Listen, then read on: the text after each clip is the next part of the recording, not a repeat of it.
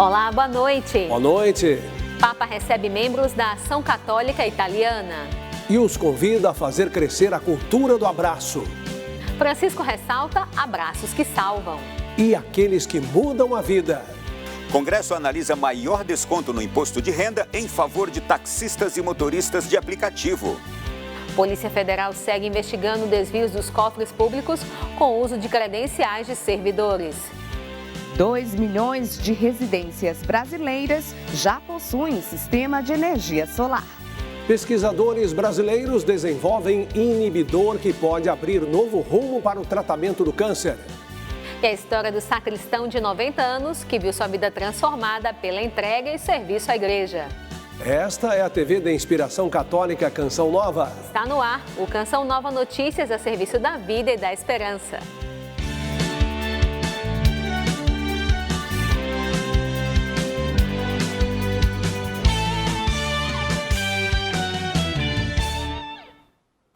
O Papa Francisco participou hoje do encontro promovido pela Ação Católica Italiana na Praça São Pedro. De braços abertos foi o tema do evento, que faz referência aos abraços que salvam vidas. A Ação Católica Italiana vive, a partir de hoje, a sua 18ª Assembleia Geral. 60 mil membros se reuniram na Praça São Pedro. O Papa recordou que o tema do encontro, de braços abertos, lembra a cada um que o abraço é uma das expressões mais espontâneas do ser humano e propôs uma reflexão sobre 3 tipos de abraço. All'origine delle guerre ci sono spesso. Primeiro, o abraço que falta. De acordo com o Papa, na origem das guerras estão os abraços que faltaram ou abraços rejeitados, seguidos de preconceitos mal entendidos e suspeitas, a ponto de ver o outro como inimigo. É o que se vê hoje em muitas partes do mundo. É sotto i nostri occhi, in troppe parti del mondo. O segundo abraço é o que salva, afirmou Francisco. Abraçar expressa valores positivos e fundamentais como confiança, encorajamento, reconciliação. E se torna ainda mais vital quando vivido na dimensão da fé, disse o Papa, pois no centro da nossa existência está o abraço misericordioso de Deus, que salva. O abraço do Pai, revelado em Jesus, reflete gestos de perdão, cura, libertação, que atinge o seu ponto alto na Eucaristia e na cruz, afirmou o pontífice. Raggiunge il suo culmine nell'Eucaristia e sulla croce. Mostrar caminhos de esperança está no terceiro tipo de abraço, o abraço que muda a vida, como aconteceu com Francisco de Assis, que deixou tudo para seguir o Senhor depois de ter abraçado um leproso. Dopo aver stretto a sé un leproso. Esse é o abraço da caridade, sinal essencial dos discípulos de Cristo, regra, forma e fim de todos os meios e santificação de apostolado, concluiu o pontífice ao incentivar a Ação Católica a promover a cultura do abraço nas relações familiares e educativas, nos processos de reconciliação e de justiça, nos esforços de comunhão e construção da paz. Per un futuro di pace. E como é bom poder cultivar o abraço diariamente nas pessoas que nós amamos também, né? Olha, a obra Canção Nova é mantida por doações de sócios, amigos e benfeitores, de gente que acredita na vida e semeia esperança, de pessoas que dão sentido à sua vida à luz do Evangelho e constroem pontes para um mundo melhor. Tudo isso passa pela ação de pessoas que se unem pelo bem comum, de pessoas como você. Estamos com 83% de nossa meta na campanha de abril, que tem somente mais 3 dias úteis para terminar. A Canção Nova conta com você para fechar um mês com 100%. Acesse clube.cançãonova.com e faça sua doação, ou se preferir, doe pelo Pix, com a chave pix.doação@cançãonova.com, e obrigado por sua fidelidade. Olha, a Catedral de Brasília vai passar por um processo de revitalização e restauração. Vamos então para Brasília com Ronaldo da Silva, que traz os detalhes. Boa noite, Ronaldo. Boa noite também para você, Reinaldo. Boa noite à nossa equipe e a você que nos acompanha agora de tantos lugares. Olha, o objetivo desta obra na Catedral de Brasília é preservar o espaço que é considerado patrimônio da humanidade. O projeto faz parte das comemorações dos 60 anos da Igreja Mãe de Brasília. A Catedral de Brasília, além da dimensão religiosa, também é responsável por questões turísticas e culturais.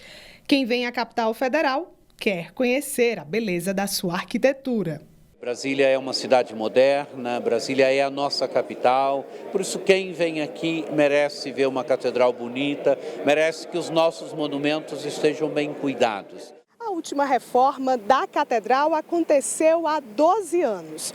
O novo projeto de reestruturação vai contar com um centro de acolhimento para o turista, um aplicativo de visita guiada e a instalação de monitores interativos. O projeto ele não visa só levantar recursos para a restauração, mas através da implantação de algumas atividades que estimulem o turismo, que estimule a visitação, possa gerar renda e essa renda ser revertida para a manutenção da catedral. O projeto foi gerado em 1 ano e agora está na fase de captação de recursos. A Arquidiocese deseja contar com o apoio da iniciativa privada e das instâncias governamentais. As empresas que se adequam, que têm recursos que possam ser utilizados, elas destinam esse recurso e, em contrapartida, nós oferecemos diversas entregas, porque ele vai ser um patrocinador.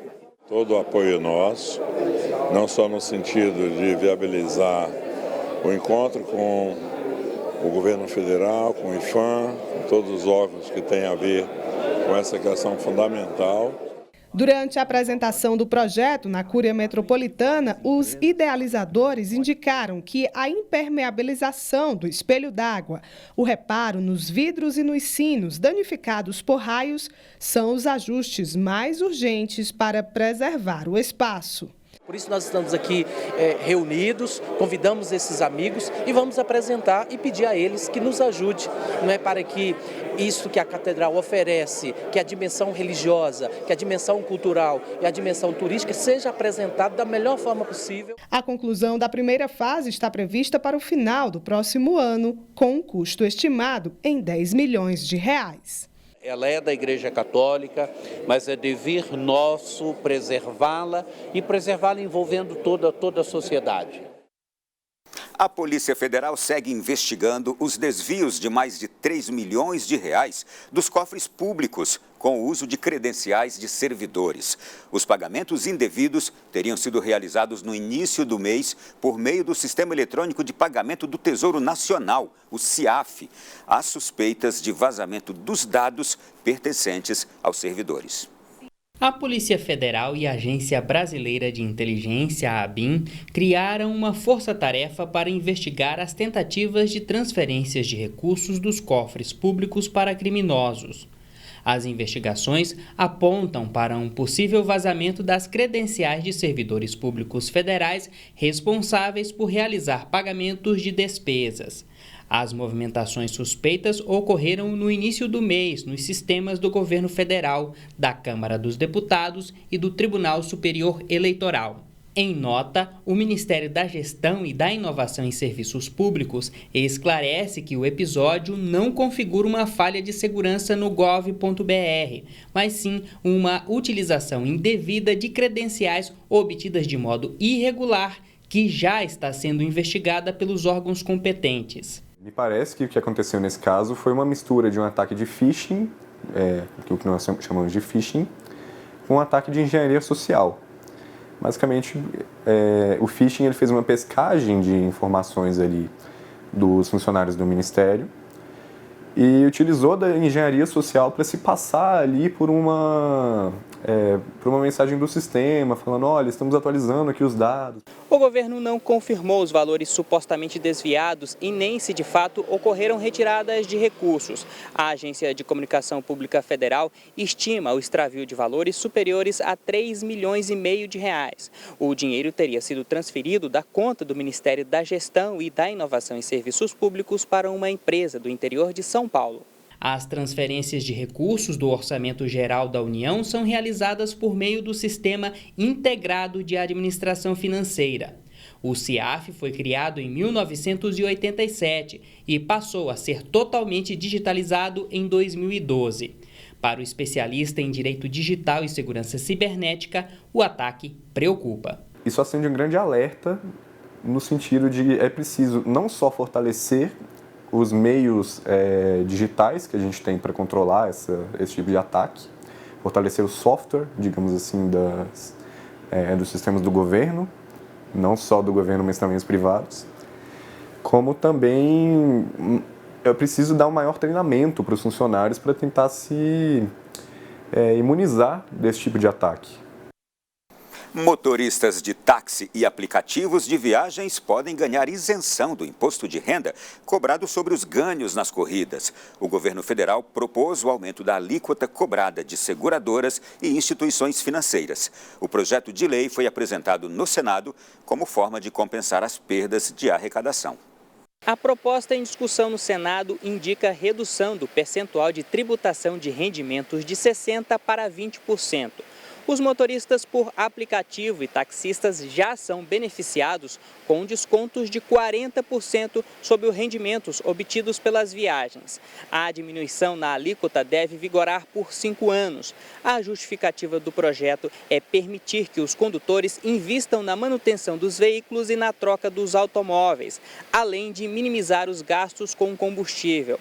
O impacto previsto nas contas públicas é de 57 milhões de reais. O custo deve ser compensado com um aumento de 0,1% na contribuição social sobre o lucro líquido cobrado de bancos, seguradoras e instituições financeiras. O texto foi aprovado em caráter terminativo na Comissão de Assuntos Econômicos do Senado e segue para a Câmara dos Deputados. Francisco Coelho para o Canção Nova Notícias. O Corpo de Bombeiros de São Paulo criou recentemente uma plataforma de internet que oferece cursos de prevenção e primeiros socorros. E pessoas de todo o país podem participar. Vamos a São Paulo porque Elane Gomes tem mais informações. Boa noite, Elane. Olá, boa noite, Mauricéia, a todos aí em nossa central de jornalismo e a você que nos acompanha. Pois é, essa plataforma é gratuita e o curso oferece aulas para jovens, adultos e crianças. O site já possui 50 mil pessoas inscritas. Você já imaginou como se comportar diante de uma pessoa que acaba de sofrer um acidente? Ou com uma criança engasgada? E no caso de uma residência em chamas? Para orientar a população sobre os primeiros socorros, o Corpo de Bombeiros do Estado de São Paulo lançou uma plataforma com cursos online abertos à população. O Corpo de Bombeiros ele tem desenvolvido um trabalho há muito tempo de prevenção.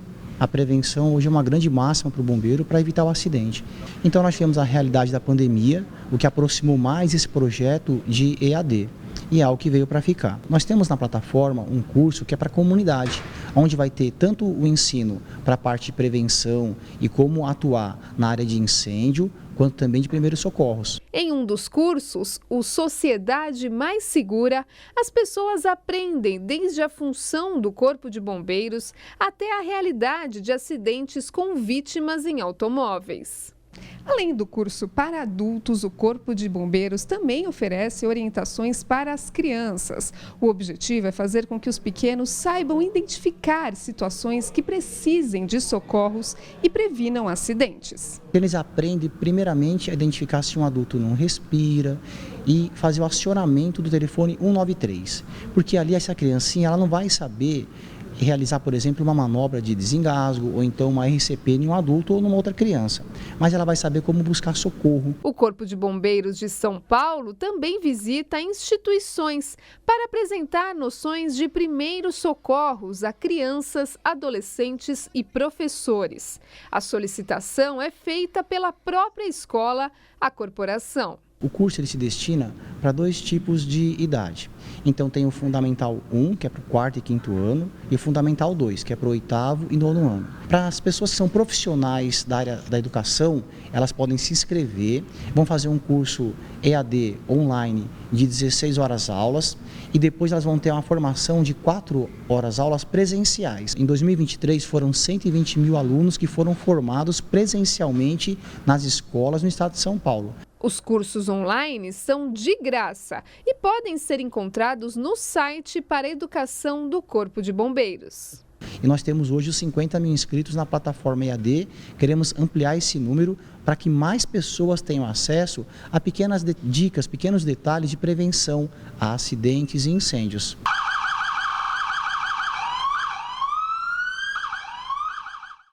O Brasil já possui 2 milhões de sistemas de geração própria de energia solar instalados em imóveis residenciais. A informação é da Agência Nacional de Energia Elétrica. O estado de São Paulo lidera o ranking nacional com mais de 300 mil casas atendidas. Este aposentado instalou placas solares na sua residência no interior de São Paulo, com o objetivo de valorizar o imóvel e diminuir os gastos com energia elétrica. Nós começamos a pesquisar a questão da energia solar e vimos que era muito interessante na questão da colocação dela, da facilidade de pagamento, do próprio financiamento do produto. A Associação Brasileira de Energia Solar Fotovoltaica afirma que neste mês de abril, o país atingiu um grande número de casas com energia solar. Então, essa marca que a gente atingiu é muito importante. Ela representa mais 70,3 bilhões de reais em investimentos e são mais 2 milhões e 500 mil unidades consumidoras que estão sendo supridas por essa energia proveniente desses telhados solares. No total de residências atendidas pela energia solar no Brasil, o estado de São Paulo lidera com mais de 380 mil casas, seguido pelo Rio Grande do Sul com 303 mil imóveis. Reinaldo considera que o investimento foi positivo e recomenda a utilização do recurso. A média de gasto nossa era por volta de R$300, R$310. Então nós conversamos, entramos em contato com os representantes para a gente verificar a disponibilidade de financiamento, porque a gente não tinha como fazer esse pagamento à vista, e fizemos o financiamento do produto e nós estamos com funcionamento desde janeiro desse ano. A gente está com a energia já instalada aqui em casa e o consumo de energia, no consumo da conta, né? Ele praticamente abateu 82% do valor. De acordo com a Absolar, a fonte de energia limpa e renovável não emite gases prejudiciais à saúde humana e ao meio ambiente. Ela é uma produção junto à carga, então ela permite economia de infraestrutura de rede, ela evita a geração de energia elétrica por fontes fósseis mais poluentes e mais caras. Então, ela reduz também a conta de energia de todos os consumidores, ela preserva reservatórios hídricos e evita bandeiras tarifárias. Então, hoje, a gente já tem aí quase 50 bilhões de toneladas de CO2 evitadas graças à solar fotovoltaica. A gente fica por aqui. Amanhã, logo depois do Sorrindo para a Vida, você terá outras informações direto de São Paulo às 9h30 da manhã. Boa noite a todos, mas vamos saber agora da previsão do tempo para amanhã em todo o país. É com você, Mauricéia. Obrigada, Elane. Boa noite. Amanhã, a onda de calor permanece em vários locais do país, apesar das temperaturas mais amenas de hoje. As capitais mais quentes serão Goiânia, com 31 graus, Cuiabá e Rio Branco, com 32 e Campo Grande, com 35 graus. Um cavado meteorológico, uma condição que favorece a formação de chuvas intensas, vai manter a umidade no sul do país. A previsão de temporais no estado gaúcho, pancadas de chuva no leste paranaense e em Santa Catarina, como se vê nessa região azul mais escura do mapa. Esta frente fria avança para o sudeste e gera chuva no litoral de São Paulo, em parte do Espírito Santo e no Rio de Janeiro. O centro-oeste segue sem chuva e com temperaturas elevadas, à exceção é o norte do Mato Grosso, onde o clima pode ser chuvoso. Algumas capitais continuam com a umidade baixa. É o caso de Goiânia com 41% e Campo Grande com 44%. No norte e nordeste do país, a sexta-feira terá alguns alertas. Há risco de temporais no litoral baiano. E já também aqui no interior do estado e no sertão nordestino, o tempo vai ser firme. No norte, a zona de convergência intertropical causa instabilidades. A chuva pode atingir, iniciando aqui no litoral do Pará, passando por Amapá, o norte do Amazonas e chegando aqui ao estado de Roraima. A Revolução dos Cravos, movimento português que abriu caminho para a democracia, completa 50 anos nesta quinta-feira. Nossas equipes em Portugal e aqui no Brasil prepararam material para entendermos melhor como vivia o povo português naquele contexto. Com testemunhos pessoais, vamos mostrar como era a relação da Igreja Católica com o Estado e as forças que favoreceram o fim daquele período. A imagem dos cravos nos fuzis dos soldados percorreu o mundo e tornou-se um dos símbolos das mudanças que estariam por vir. A Revolução dos Cravos, um levante popular e militar ocorrido em 25 de abril de 1974, representou o fim da ditadura de Salazar, instaurada em 1926, motivada pelas guerras coloniais na África e a crise econômica do país. Foi-se desenvolvendo entre os jovens uma maior preparação política, intelectual, cultural e esses jovens também estavam muito impregnados pelas correntes internacionais que defendiam mudanças sociais, políticas, etc. A Igreja, naquele tempo, vivia as transformações do Concílio Vaticano II. Anos antes, o Papa Paulo VI instituiu o primeiro Dia Mundial da Paz, comemorado em 1º de janeiro de 1968, e deixou uma recomendação, que a celebração viesse a se repetir, como profecia e promessa. Salazar censurou a publicação dos documentos do concílio, em concreto o Gaudium et Spes, que marca a grande referência da presença da Igreja no mundo contemporâneo. Quem viveu o fim da ditadura narra o que presenciou. E ela vinha com um terço na mão, na rua e dizendo isto: obrigado, meu Deus, obrigado, meu Deus, obrigado, meu Deus, obrigado. Eu pensava que ia morrer sem vir esse dia. Obrigado, meu Deus, obrigado, obrigado. Aos 15 anos, Fernando foi baleado, interrogado e espancado por militares. Ele não concordava com o regime e, de forma discreta, buscava meios para defender seus ideais. Quando eu senti a bala entrar, ela entrou junto do meu cotovelo, mas na parte muscular, aí ela percorreu todo o meu antebraço e os médicos depois retiraram ela aqui no pulso.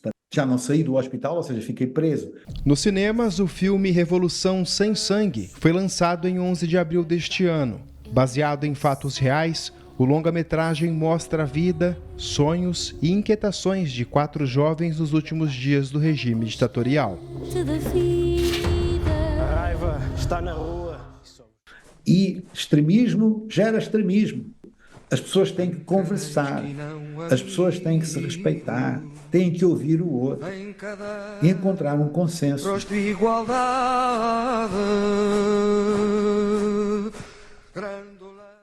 A história da Revolução dos Cravos você vê no Repórter Canção Nova no próximo domingo, às 10 horas da noite.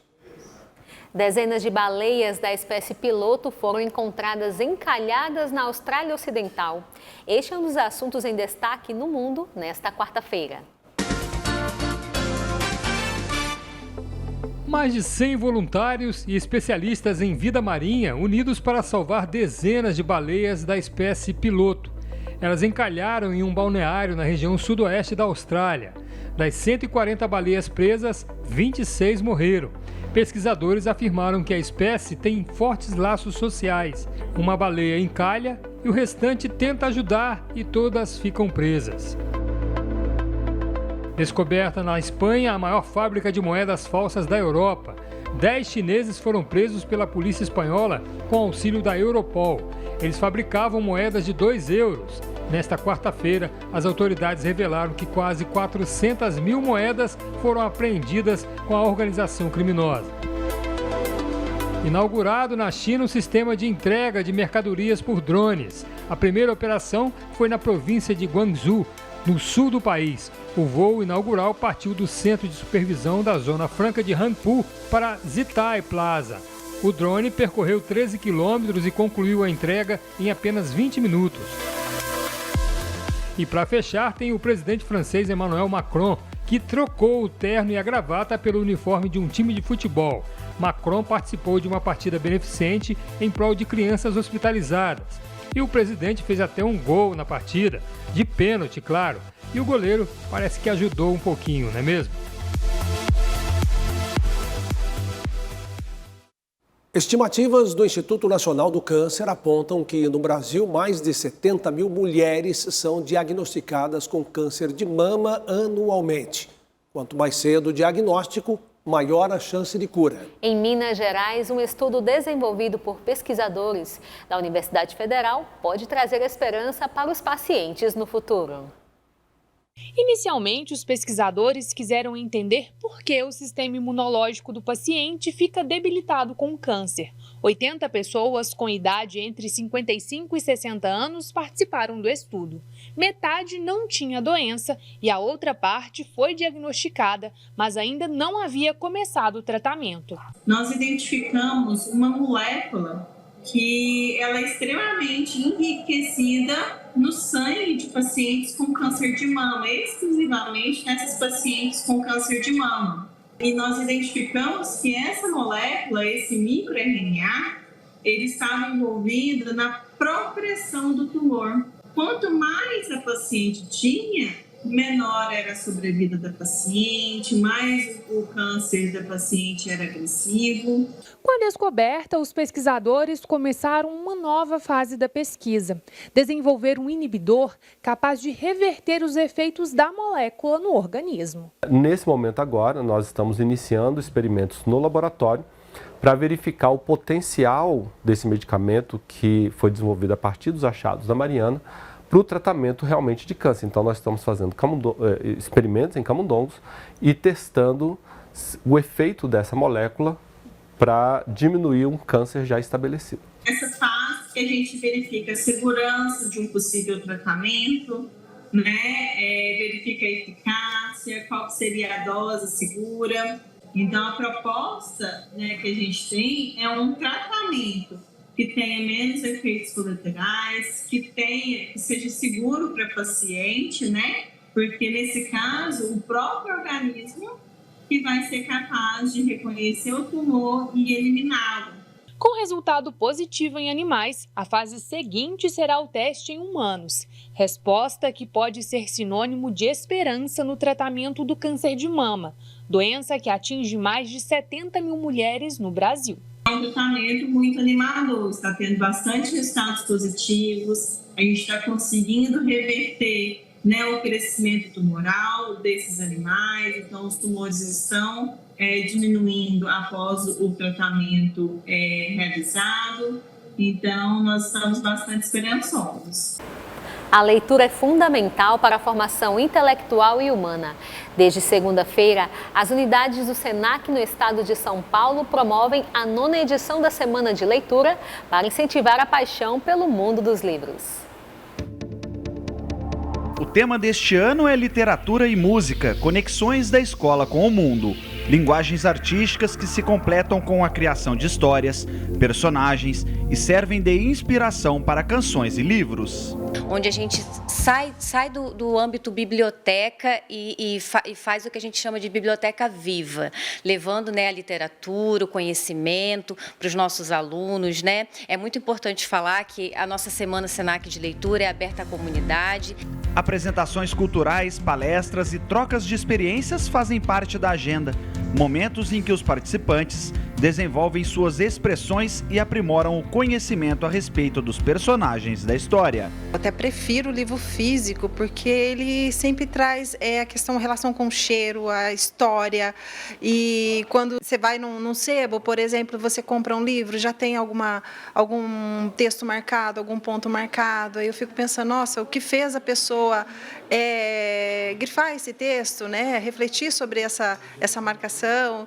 Então você sempre encontra uma história a mais. Então você não fica sozinho só com o livro, você parece ter um movimento ali por trás.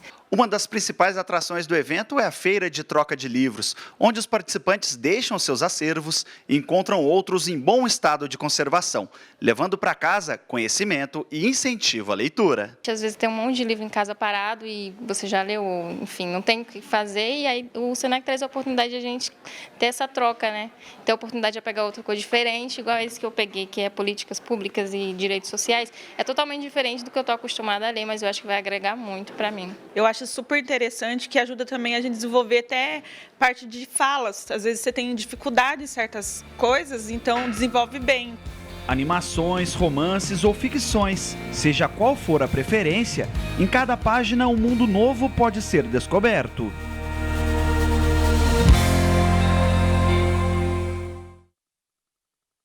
E agora a história de uma vida renovada pela doação e entrega. Nossa equipe foi a Jaguariúna, no interior de São Paulo, para ouvir o seu Moacir, de 90 anos. Ele é sacristão e traz da alma os valores cristãos e seu compromisso com a fé. Esse é o trio da esperança. Tomás, Moacir e Antônio marcham juntos rumo à matriz centenária de Jaguariúna. Quem vê Moacir subindo essas escadas nessa correria nem imagina. São 90 anos de vida. Com ele, o remédio para tanta vitalidade é o bom humor. Eu era brincalhão, eu levo tudo na brincadeira. Eu acho que eu tenho uma personalidade, já nasci assim. Nasci para gostar de música, para ser mecânico.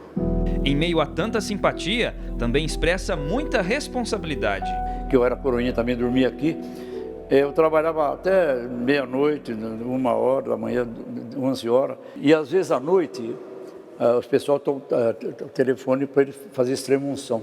Ele fica a noite inteira correndo atrás de doente, antes de morrer, da extrema-unção. O Padre Gomes fez o pastoreio do povo católico dessa cidade por 50 anos. Então ele criou a creche, ele criou uma clínica odontológica, escola de datilografia. Ele praticamente trouxe um pouco da civilização aqui na cidade, né? Ainda com 10 anos de vida, Moacir assumiu o compromisso de guardar Santa Maria, a primeira igreja de Jaguariúna, isso há 80 anos. É um amor que eu criei por isso aí. Faço assim, não faço por obrigação. De hora em hora, o relógio da torre toca pontualmente. O equipamento foi restaurado por Moacir. Para chegar até a máquina, dar corda e fazer o sino badalar, é preciso espírito de aventura. Nem um espaço estreito intimida a coragem desse homem, que parece um garoto a brincar e se divertir com o que faz. Vai bater agora 11 horas. Falta 1 minuto. Eu estou aqui em pé na escada, mas o senhor com 90 anos consegue entrar com facilidade. Para chegar até nos sinos aqui da torre da igreja de Santa Maria, que fica na região central de Jaguariúna, são 80 degraus nessa escada em formato de espiral. E é um lugar muito estreito. E por ser pequeno espaço, de muito difícil acesso, é claro, eu tive que fazer essas imagens pelo celular para você poder acompanhar a importância da necessidade de restauro dessa matriz aqui em Jaguariúna. Eu não perco a oportunidade de ser um missionário voluntário. Podia estar lotado de serviço, mas chegava uma pessoa e dava atenção, procuro mostrar para ele a força de Deus e tal. Alguns choram e saem dali aliviados.